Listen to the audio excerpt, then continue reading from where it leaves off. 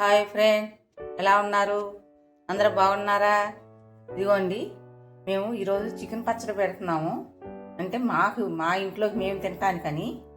అయితే చికెన్ కోపిచ్చేప్పుడే మేము ఎర్రగా కాలుస్తాం. కొద్దిగా అక్కడే చికెన్ షాప్ దగ్గరే కొంచెం కాల్పిస్తాం, ఎక్కువ బాగుంటుందని. అట్లా కాల్పిస్తే కూర మంచి టేస్ట్ ఉంటుంది అన్నమాట. అయితే ఇప్పుడు చికెన్ పచ్చడి పెడతానికి ఇవి ధనియాలు, మెంతులు, ఇవన్నీ లవంగాయలు, దాల్చిన చెక్క, లవంగాయలు, దాల్చిన చెక్క, యాలక్కాయలు, ఆవాలు, జీలకర్ర, నిమ్మకాయలు, పసుపు, ఉప్పు, కారం. వీటిని ఇప్పుడు ఫస్ట్ దీన్ని కొంచెం ఉప్పు వేసి మగ్గబెట్టుకోవాలి. మగ్గిన తర్వాత దాంట్లో వాటర్ అంతా పోయిన తర్వాత మనం అప్పుడు ఆయిల్ వేసుకోవాలి.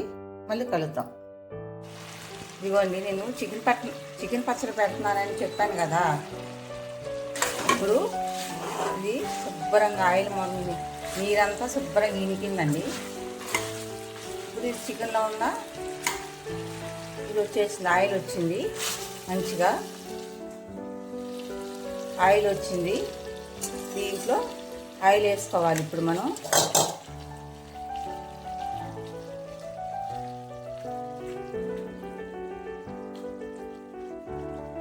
నేను చూపించిన అన్నీ కూడా కేజీ చికెన్ కండి.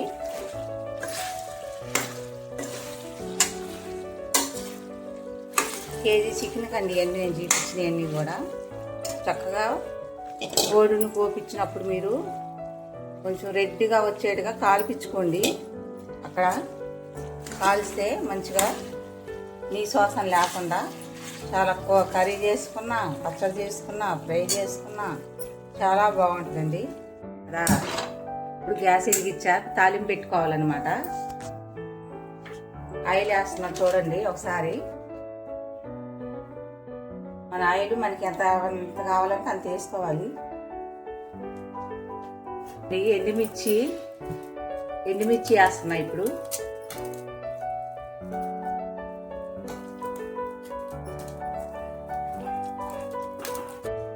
వెల్లిపాయలు వేస్తున్నానండి. మా ఇంట్లో వాళ్ళు తినరు అనుకుంటే కనుక కొంచెం దంచుకుంటే సరిపోయిందండి. ఇది వెల్లిపాయలు వేసేస్తున్నా.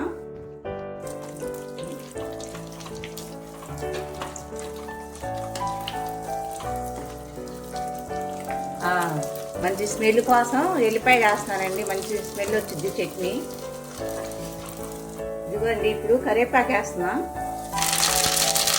మా చెట్టు ఆకండి, ఇది చాలా బాగుంటుంది, మంచి స్మెల్ వచ్చింది.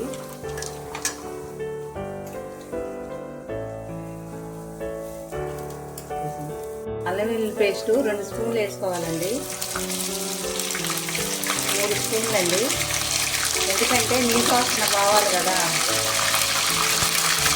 ద్వారా వేసుకోవాలండి.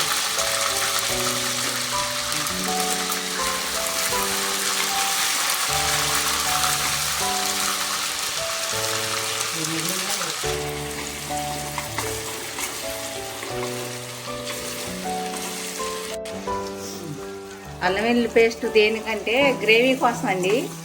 మనకి ఎంత కావాలంటే అంత, గ్రేవీ ఎక్కువ కావాలంటే ఎక్కువ వేసుకోవాలి, తక్కువ కావాలంటే తక్కువ వేసుకోవాలండి. దానికోసమే.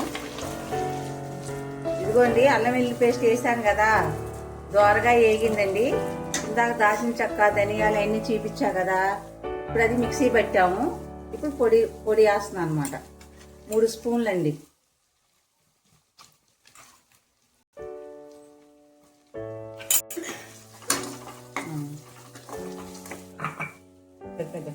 ఇదిగోండి, ఇప్పుడు మసాలా పొడి వేసాను కదా, అది ఏగిపోయింది. ఏగిన తర్వాత మనకి ఎంత కావాలో అంత ఉప్పు వేస్తున్నా. ఇప్పుడు చూసి వేసుకోవాలండి ఉప్పు, కారం అనేది. ఆల్రెడీ మనం చికెన్ ఉడికిచ్చేప్పుడు వేస్తానని చెప్పాను కదా. ఇప్పుడు మనకు కావాలంత వేసుకోవటమేనండి. ఒక 5 నిమిషాలు అలా ఉంచేసి కట్ చేసుకోనండి. వేసాకండి చికెన్ ముక్కలు వేస్తాను. ఇప్పుడు కారం ఎక్కువ వేయకూడదండి, వేగితే మళ్ళీ కారం వాసన వస్తూ ఉంటుంది, బాగోదు. చికెన్ వేసి కలిపేస్తున్నాను మంచిగా. ఒకసారి మీరు కూడా ట్రై చేయండి ఫ్రెండ్. ఎలా ఉందో చెప్పండి. మా చికెన్ పచ్చడి రెడీ. ఇది ఆరింది. అప్పుడు నిమ్మకాయ పిండుకోవాలండి, 2 కాయలు. పిండి అనుకోండి చేదు వస్తుంది. పచ్చడి అంతా ఆడిపోయాక అప్పుడు నిమ్మకాయ పిండుకుంటే చాలా బాగుంటుందండి. ఇదిగోండి చికెన్ పచ్చడి. ఉప్పు కారం అనేది మన ఇష్టం అండి.